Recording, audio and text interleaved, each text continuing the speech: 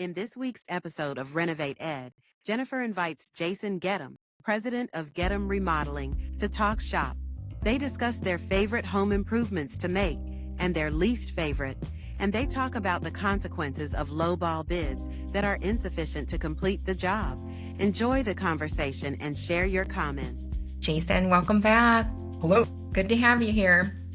All right, so I want to pick up from where we left off. We were talking a little bit about your business and how you came up in the business. And now I want to ask, what kind of remodeling work does your company do? Sure. Well, we only do residential remodel projects, no new homes in general. We've done some outbuildings for some folks. That would probably be considered new construction. But outside of that, we're not building new custom homes, no commercial work, no office redos or anything like that. I would say that what we excel at the most is kitchens, baths, room additions, porches. That's kind of our main categories. I think the most satisfying projects for us is when we can take, say, a kitchen from the 70s and 80s that's all boxed in with walls and open up that space and make a cohesive living area out of it. That's really nice for us, and I think we do a good job at it. Okay. That's a good takeaway because a lot of contractors that I talk to, they either focus on the interior or maybe they focus on the exterior. They're very segmented, but you can do both if the job calls for it. Correct. Okay. Gotcha. All right. I'm not in remodeling, obviously, but I have taken a stab at, a few fix and flips or remodeling my own homes throughout the years. And so I've done a little bit of work, mostly hired out, but sometimes on occasion I've been able to come in and do a little myself. I've learned a lot over the years. Where I'm going with this is most of those homes have been built, I would say, maybe in the 90s or the 2000s. If we're going to take on a project like that, I know what to expect. If I'm going to crack open a wall or rip up some flooring or something, I know what to expect. But I can only imagine the ways of building houses have changed throughout the generations. So you take on projects from any kind of decade, right? Any home. So when you are walking into a house, let's just say you're there, you're estimating a job, you're bidding a job. Do you know what's behind the walls depending on when that house was built? It's become easier with some of the newer homes, say down to the 70s, 80s and up into the 2000s. We have a pretty good idea how they were built. When it gets a little bit older than that, who knows until you open it up. Some homes have no insulation. Some of them have blown in insulation. We find stuffed newspaper. You're getting into plaster instead of drywall, that kind of thing. We do know that generally the older homes have pretty good bones. They're built well, good materials, the lumber was better back then. And then, with the newer homes, we're finding a lot of engineered materials that you just can't go cutting apart without getting engineering approval and all that good stuff. So that has its own challenge.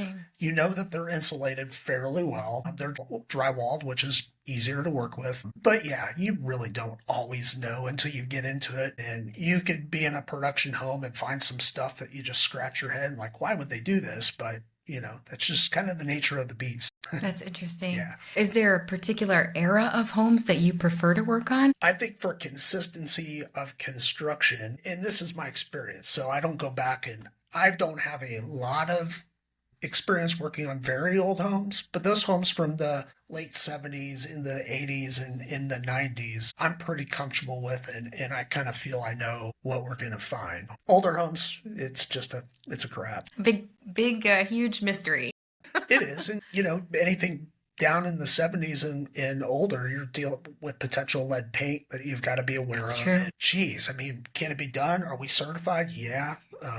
It's not comfortable. It's not something I would love to, but I'd say the homes in the 80s, just that whole period of time, and the 70s, 80s, early 90s are pretty consistent.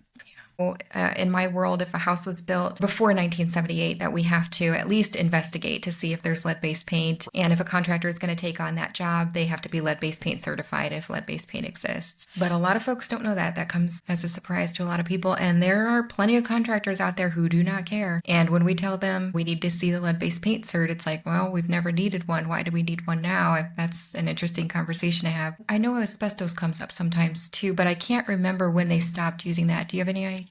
Off the top of my head, no. Yeah, I don't either. We've come across it a few times. There's ways to deal with that. But if we suspect that, we're going to get an independent tester out to come test for it. And then in 9 times out of 10, we really don't want to touch it. We want an expert to come in and deal with the problem. So you're going to sub that work out? Yeah. I did say in our last session that I would prefer to buy an older home rather than to build a new one. But I have to tell you that the asbestos, that scares me. Sure. Even if you're not disturbing it for whatever reason, I just have a mental block. And if a house has asbestos, I'm like, no, thank you. Let's move on. It's not that bad. It's doable. Okay. If you're removing materials anyway, they're coming out anyways, and you just got to be smart about how you deal with it. Yeah. Yeah. All right. Not to get ourselves in any sort of legal problems. No. I'm thinking more of, can I get past this mental block? And I just don't think I can. Not for me, personally. Understood.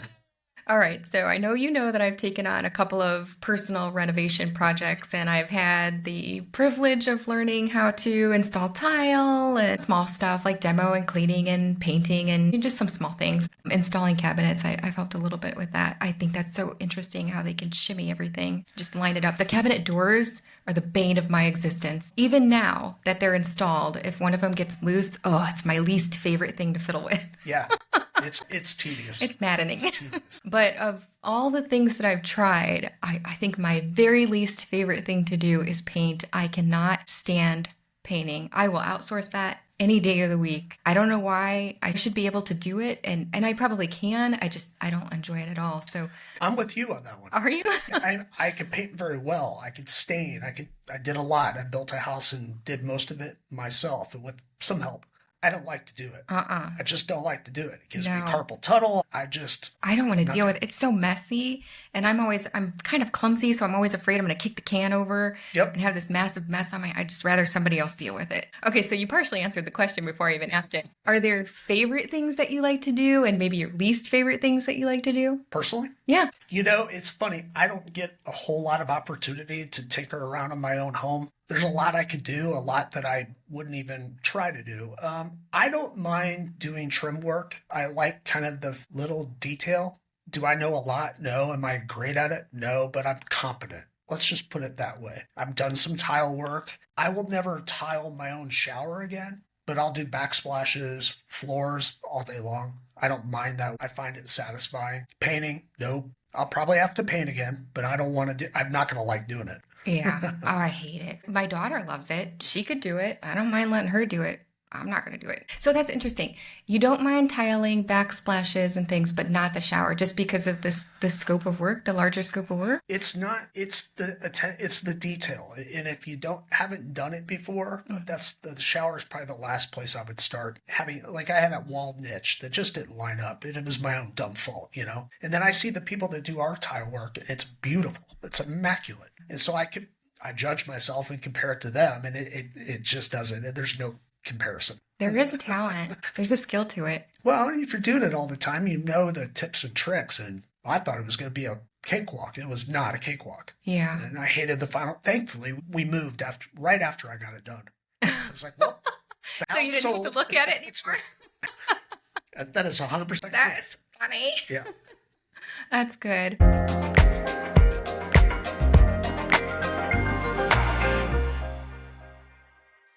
Are you a homeowner who doesn't want to refinance your low-interest mortgage to tap into your home equity and renovate your home? Call 1-844-Reno Gal and ask Jennifer about a renovation HELOC to obtain a second mortgage in the form of a home equity line of credit to cover the costs of your home improvements.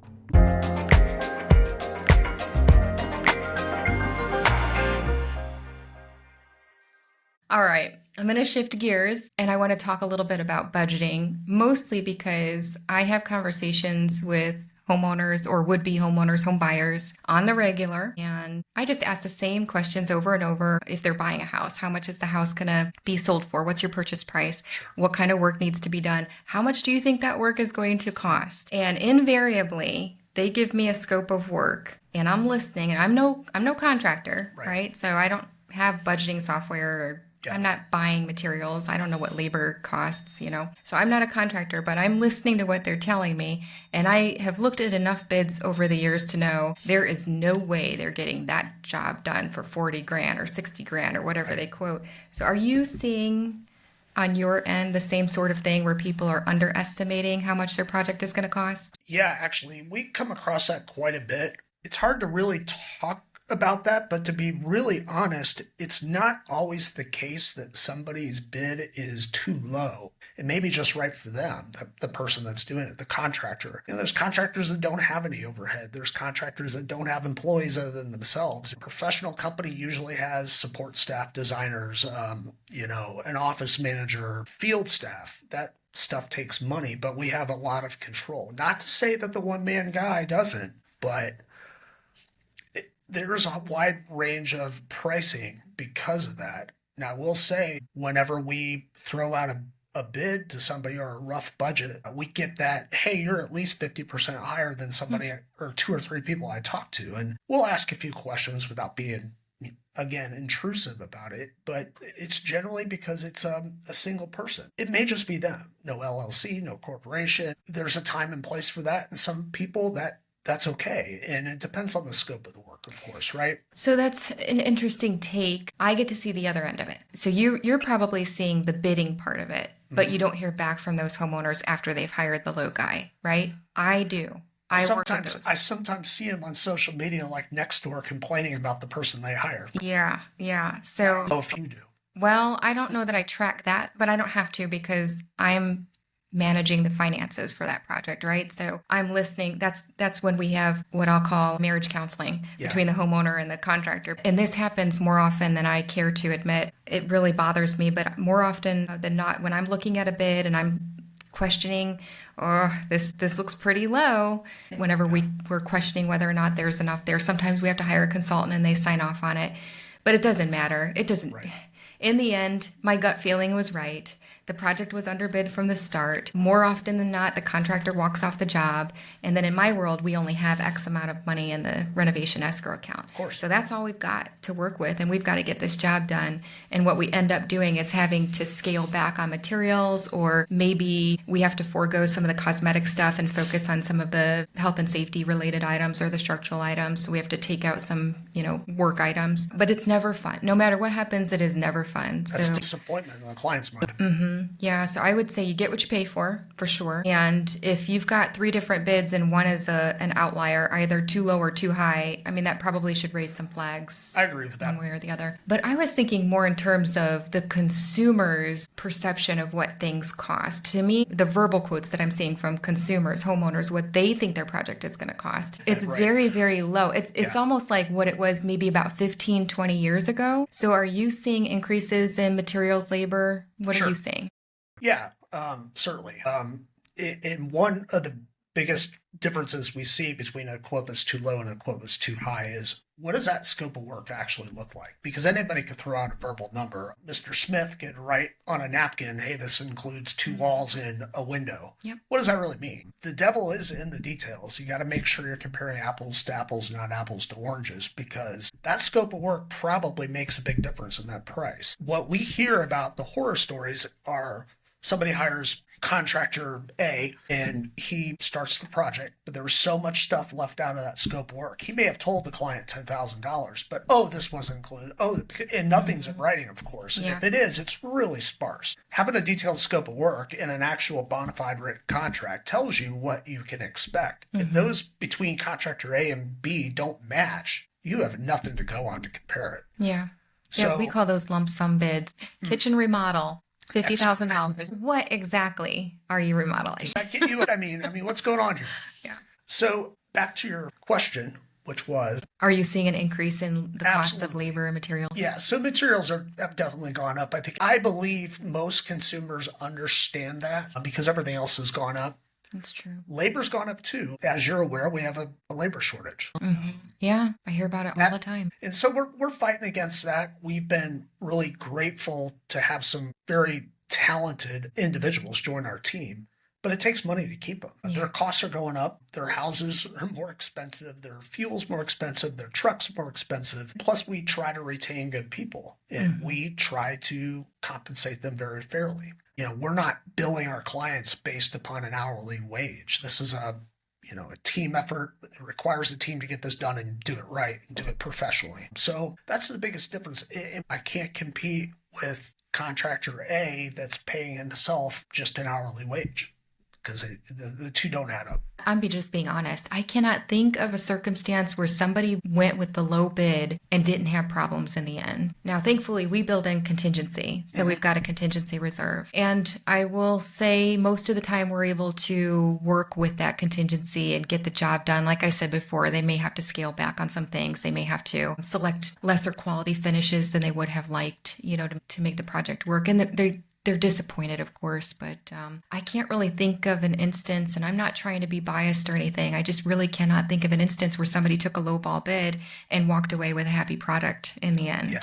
It's just, It doesn't happen.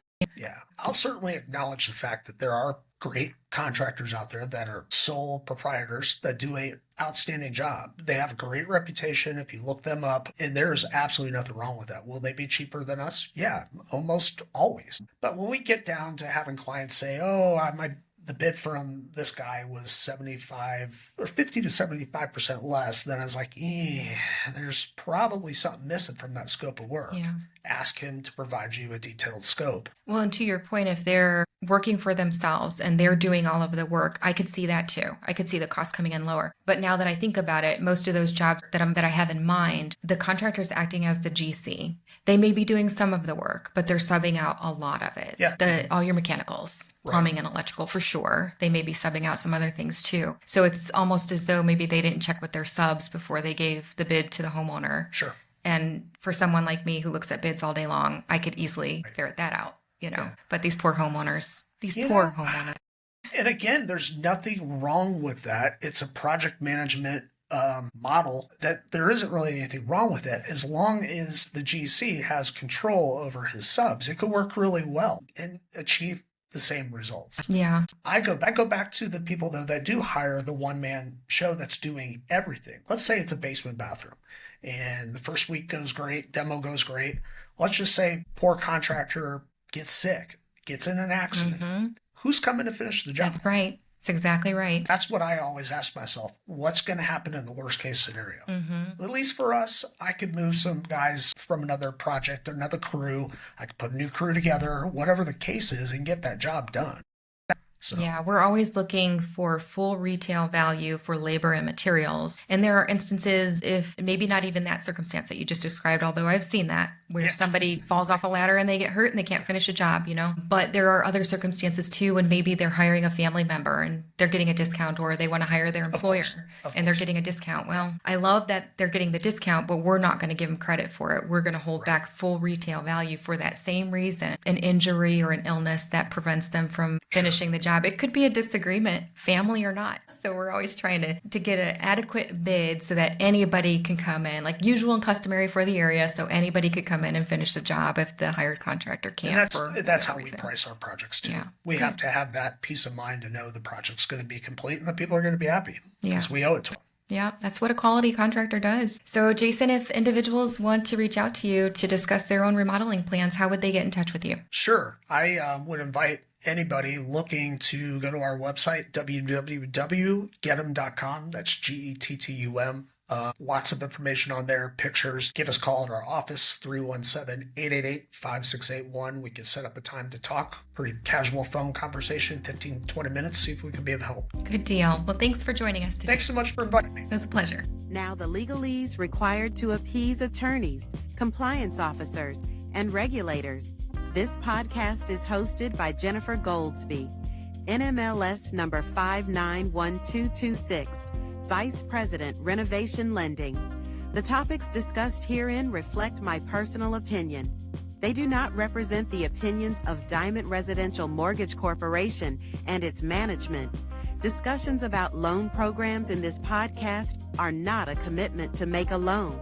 Programs, approvals, rates, fees, and loan terms are subject to loan applications, credit risk, appraisal evaluation, underwriting guidelines, and other lending or qualification criteria and limitations, and are subject to change without notice.